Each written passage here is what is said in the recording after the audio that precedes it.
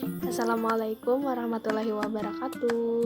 Perkenalkan, nama saya Irma. Saya adalah mahasiswi di Guru Pendidikan Anak Usia Dini di Universitas Lambung Mangkurat angkatan 2019. Nah, kali ini saya akan membuat simulasi pembelajaran tentang pengelolaan lingkungan belajar di TK Al-Amin untuk memenuhi mata kuliah pengelolaan lingkungan belajar. Pengelolaan lingkungan belajar ada 4 pembahasan. Pembahasan yang pertama, perlunya strategi pengelolaan kelas. Yang kedua, peran guru dalam strategi pengelolaan kelas.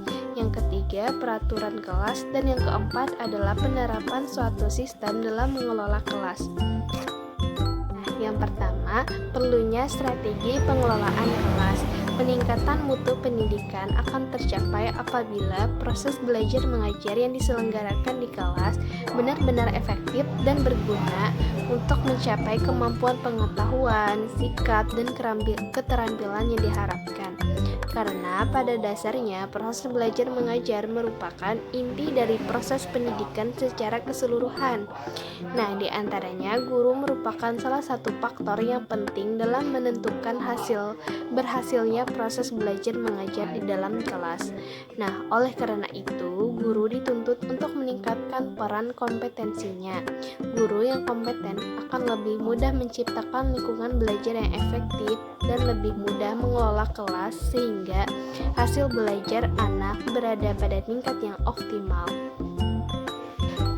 Yang kedua, peran guru dalam strategi pengelolaan kelas. Peran guru ini ada 4 peran. Peran yang pertama, guru sebagai demonstrator. Peran yang kedua, guru sebagai pengelolaan kelas. Peran yang ketiga, guru sebagai mediator dan fasilitator. Dan peran yang keempat, guru sebagai evaluator. Yang pertama adalah guru sebagai demonstrator. Nah, guru menjadi sosok yang ideal bagi siswanya. Hal ini dibuktikan apabila ada orang tua yang memberikan argumen yang berbeda dengan gurunya, maka siswa tersebut akan menyalahkan argumen orang tuanya dan membenarkan argumen dari gurunya. Nah, oleh karena itu, guru adalah acuan bagi peserta didiknya. Segala tingkah laku yang dilakukan sebagian besar akan ditiru oleh siswanya. Yang kedua, guru sebagai evaluator. Evaluator atau menilai sangat penting adalah rangkaian pembelajaran karena setiap pembelajaran pada akhirnya adalah nilai yang dilihat baik kuantitatif maupun kualitatif. Yang ketiga, guru sebagai pengelolaan kelas. Guru sebagai pengelolaan kelas agar anak didik betah tinggal di kelas dengan motivasi yang tinggi untuk senantiasa belajar di dalamnya. Fungsi guru sebagai pengelolaan kelas maksudnya merancang tujuan pembelajaran, mengorganisasi beberapa sumber pembelajaran, memotivasi, mendorong, dan menstimulasi siswa. Yang keempat, guru sebagai fasilitator. Seorang guru harus dapat menguasai benar materi yang akan diajarkan, juga media yang akan digunakan, bahkan lingkungan sendiri juga termasuk sebagai sumber belajar yang harus dipelajari oleh seorang guru. Keterampilan untuk merancang media pembelajaran adalah hal yang pokok yang harus dikuasai sehingga pembelajaran yang diajarkan bisa dapat diserap dengan mudah oleh peserta didiknya. Selanjutnya ada peraturan kelas. Untuk mengatur suatu kelas, maka harus dilakukan pengorganisasian kelas yang memadai. Nah, untuk pengorganisasian kelas ada suatu rentetan kegiatan guru untuk menumbuhkan dan mempertahankan organisasi kelas yang efektif. Misalnya, yang pertama, peraturan penggunaan waktu yang tersedia untuk setiap pelajaran.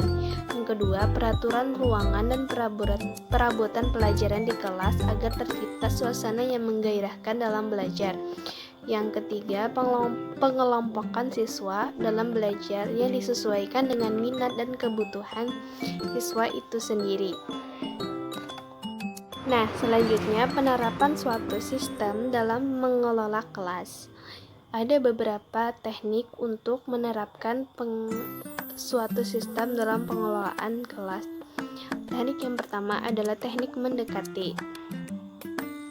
Bila seorang siswa mulai bertingkah, satu teknik yang biasanya efektif yaitu teknik mendekatinya.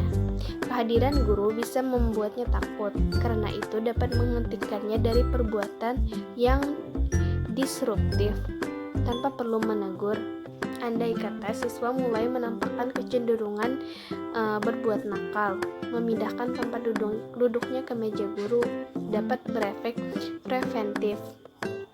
Yang kedua, ada teknik memberikan isyarat. Apabila siswa berbuat penakalan kecil, guru dapat memberikan isyarat ia sedang diawasi. Isyarat tersebut dapat berupa petikan jari, pandangan tajam, dan lambaian tangan. Yang ketiga, ada teknik mengadakan humor. Jika insiden itu kecil, setidaknya guru memandang efek saja.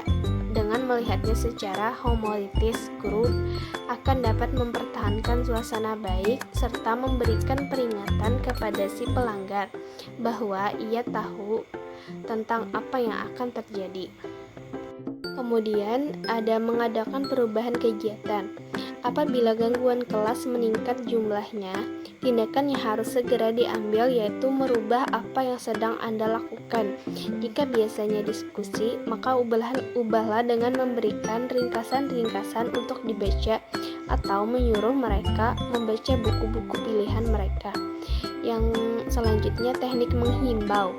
Kadang-kadang guru sering mengatakan harap tenang. Ucapan tersebut ada kalanya membawa hasil, siswa memperhatikannya.